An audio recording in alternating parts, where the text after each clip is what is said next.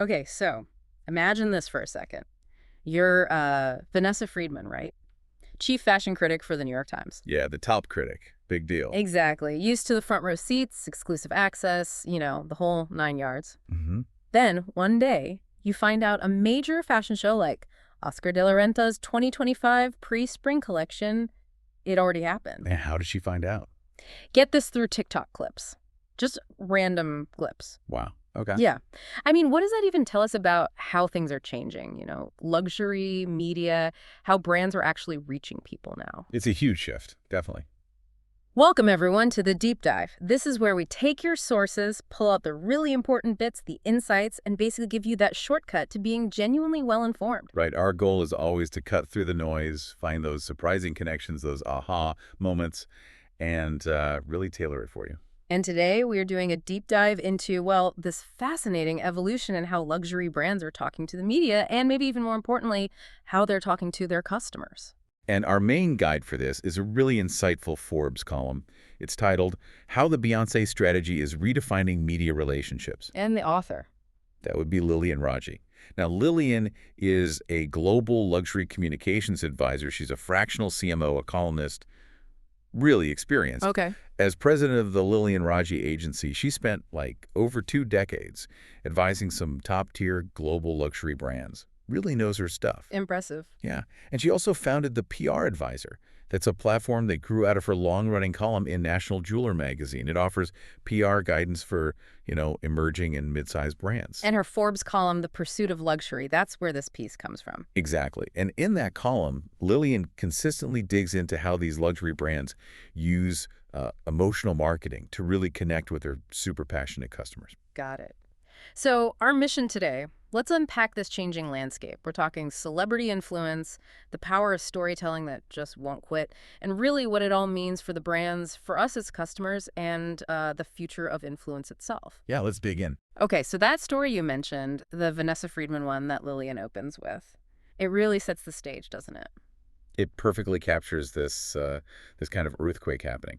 So when Friedman actually reached out to Oscar de la Renta's CEO, Alex Mullen, asking, hey, why wasn't I invited? Yeah. What did he say? His response was pretty blunt. Lillian quotes him directly. He basically said, I don't much see the point of engaging with the fashion press when they require a different show than what we are required to bring to our customers. Wow. And he added, we don't really engage with magazines at this point. It's not our priority. We want to focus on our customers and inspire them to buy. Direct quote. Okay, that is bold. Especially for a brand like Oscar de la Renta with all that history, it's almost like they're saying, we don't need you anymore to the traditional press. Pretty much. So how does Lillian frame this? Is this the Beyoncé strategy she's talking about? And what's behind this shift in luxury? Yes, that's exactly it. Lillian defines the Beyoncé strategy as this fundamental change where luxury brands are increasingly skipping the traditional media gatekeepers. Right. They want to control their own story, engage directly with customers, often using platforms like TikTok, just like we saw. Right. Think about Beyoncé's surprise album, drops no pre-press, but just straight to the fans. So control? Total control. It creates this unfiltered direct line, no press filter needed, apparently. Okay, control direct connection makes sense from the brand's perspective. But Lillian's piece also brings in PR folks who are maybe not so sure about cutting out the media completely. Definitely. She includes the voice of Elise Edgecombe, who's a managing director at Chicago Atlantic. And Elise makes a really crucial point. PR isn't just publicity. It's bigger than that. Okay, so what's Edgecombe's take on the Oscar de la Renta situation then? Well, Elise argues that PR is, much more comprehensive. Yeah. She suggests that Oscar de la Renta, maybe with a bit more strategic thinking, could have invited someone like Ms. Friedman, but framed it differently. Like, invite her as a valued guest. Someone observing how this heritage brand is now connecting directly with its audience, how fashion cycles are speeding up, no longer needing that long incubation. Ah, so use the press to tell a different story. Exactly. Lillian highlights this. It could have generated high-level media coverage that actually complemented their direct strategy, instead of being seen as something to replace. A missed opportunity, maybe. Yeah, that does sound like a missed chance for a richer narrative. And speaking of narratives, Lillian's column also really emphasizes the power of storytelling, right? For luxury, it's not just about the dress or the bag. Oh, absolutely not. Lillian stresses that this emotionally rich storytelling, it's still the absolute core of luxury marketing. It's the why behind the premium price. It justifies the cost. Totally. It's what separates a luxury item from just stuff. Yeah. Without that compelling story, Lillian says, a brand just ends up competing on price. And for luxury, that's, quote, a non-starter. A non-starter. Right, so it's this intangible connection, not just the thing itself.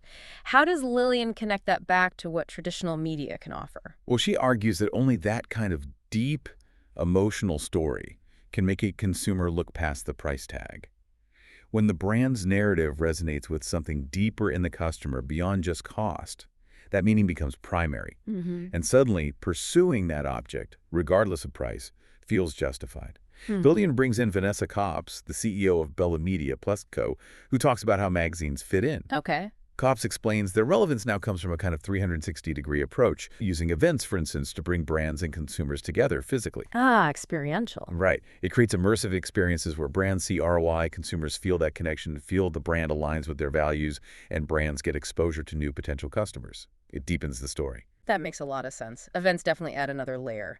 But, okay, if engagement and storytelling are still so key, why are some brands pulling back from traditional media? Lillian must address the counterargument too, right? The idea that traditional publicity just isn't hitting like it used to? She does. And this is where the Beyoncé strategy gets, some of its justification. Lillian includes insights from Megan O'Brien, a writer and publicist. What did O'Brien say? Megan O'Brien is very candid. She talks about how, maybe less than 20 years ago, getting a client featured in People magazine, that could mean like $200,000 in sales, handbags, beauty products, whatever. Wow, huge numbers. Huge. But recently, she had a client in People, and they sold maybe 15 items. Oof, that's a massive drop. Massive. She even heard that Oprah's O magazine isn't the sales driver it once was. Her conclusion, as Lillian relays it, is pretty stark. Online killed traditional press, and the return is not there anymore. Okay, that really underscores the pressure for measurable ROI that brands feel now. Exactly. If the direct sales aren't coming from that magazine feature, the question becomes, why bother? So what is the argument then? If the immediate sales bump isn't there, why should brands still invest in traditional PR? Is it just about, like, vague reputation stuff, or does Lillian dig deeper? Well, it raises that question, but Lillian and her experts quickly pivot. They stress that PR was always about more than just getting ink or airtime. Right, more than just publicity. Yes. While that direct sales link might be weaker for some traditional placements, the real value of PR, according to Lillian's sources, has shifted.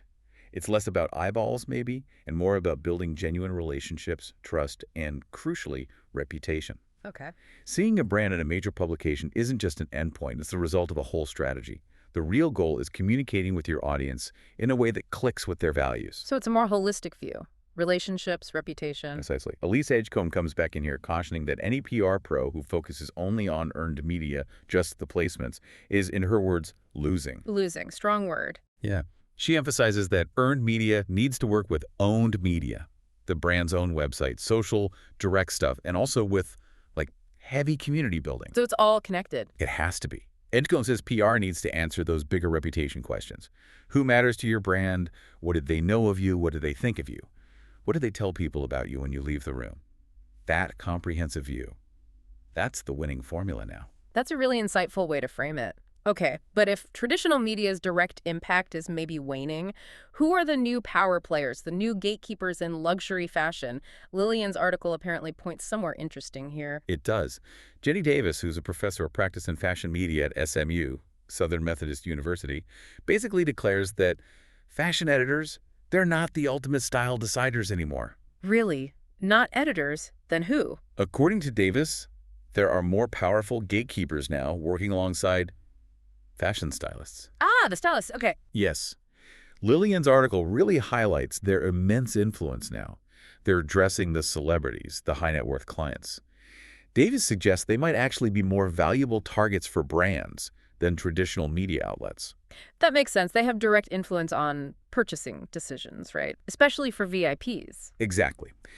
Davis notes, you are seeing more and more stylists in the front rows, especially celebrity stylists. And she adds that celebrity culture, especially shared through social media, sells clothes and builds brands. Can you give an example? Think Zendaya. Styled by Law Roach. Davis explicitly says Law Roach is launching fashion trends, not Vogue or W. Wow, okay. So if a brand gets in with the right stylist, it's a double win. You get the media splash via the celebrity wearing it, and you get direct access to potential new private clients through the stylist network. So the media might introduce you, but the stylist closes the deal, potentially. That's the idea Lillian explores. It's like the celebrity curated by the stylist becomes their own media channel. Super powerful. But this direct approach, this Beyoncé strategy, surely it has downsides too. Risks, especially around like brand integrity. Lillian must cover that. Oh, absolutely. She makes it clear that no matter how the media relationship changes, PR itself remains essential, Yeah. especially now with social media. How so? Well, you need that agile response when influencers maybe go off script. PR team still has to be ready to jump in and protect the brand if an influencer misrepresents it or behaves badly. Right, damage control. Exactly. Lillian quotes Karen Kiki Carrillo Barrios from Kiki Allen Consultancy, who stresses how vital it is to act fast when a TikTok influencer jeopardizes your brand and DNA. That's when PR becomes, as she puts it, considered grateful. And Lillian provides a pretty stark example of this going wrong, doesn't she? Right. With L'Oreal in China. She does. It's a very telling case study. L'Oreal went big in China, partnering with these mega influencers, Anson Lijiaki and Wei Ya, for a promotion during the huge Singles Day shopping event. Bigger than Black Friday, right? Way bigger. 4 times the sales of Black Friday to Cyber Monday in the U.S., apparently. So Austin Lijiaki, known as China's lipstick king, huge audience. Yeah.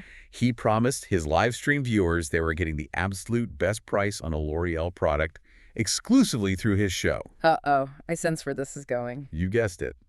Viewers quickly found out an even cheaper price was available directly on L'Oreal's own Tree Mall store. Ouch. The backlash must have been intense. Swift and severe. L'Oreal had to issue 2 separate apologies. Lee Jiaki himself publicly swore off working with them ever again. Wow. And Lillian uses this to hammer home a key point. The Beyoncé strategy, that direct control. It only gets you so far. When a crisis hits, you might desperately need an objective third party like a journalist to help tell your side and rebuild trust. Yeah, if you've burned those bridges. Exactly. If you've shunned journalists, good luck getting them to vouch for you when you really need it. So it really boils down to the long game, doesn't it? Like Lillian seems to conclude, you can chase those direct sales metrics, but you can't just ignore the foundations of the brand. That really is the core message. Lillian wraps up by quoting Jeannie Dietrich, the CEO of Spin Socks. Dietrich reflects on the Vanessa Friedman incident and says, look, she gets why business leaders focus on what they can directly measure, what correlates to sales. Makes sense from a business perspective. But Dietrich predicts a reckoning. She thinks in a few years, those same brands who ignored the less tangible stuff, Like what? like brand awareness, trust, authority, reputation, they'll realize that the things they've ignored are the reason they're no longer on the radar. That's a powerful warning. It really speaks to the lasting value of strategic, comprehensive PR, even if parts of it look different now. Absolutely. It's about the whole picture, not just one channel or metric. Wow. Okay, what a fascinating deep dive into this really shifting world of luxury and media. We've definitely covered a lot. Yeah, we looked at how that Beyoncé strategy, direct to consumer, is really shaking up the old media relationships. Oscar de la Renta being a prime example. Right, and we saw the reasons why that desire for direct connection for measurable results. Makes sense. But then also the flip side, the absolute essential role that strategic PR and just good brand storytelling still play, especially now with powerful new players like celebrity stylists. And when things go wrong, when brand integrity is really on the line, like that L'Oreal mess. Exactly. So the provocative thought maybe for you listening, whether you're a savvy consumer or maybe thinking about building your own brand, is this. If a brand does go all in on direct channels, bypassing traditional media entirely, focusing only on TikTok and stylists, what are they potentially giving up in the long run? Right. Think about trust, authority, that long-term reputation, things that often need that outside objective voice to really build and, importantly, protect. It's a lot to think about. Definitely. And look, this conversation, it really just scratches the surface of Lillian Raji's full analysis. Oh, for sure. To really get into all the nuances of luxury marketing and these changing media dynamics, we absolutely encourage you to read her full article over on Forbes. It's called How the Beyoncé Strategy is Redefining Media Relationships. Yeah, it's a great read.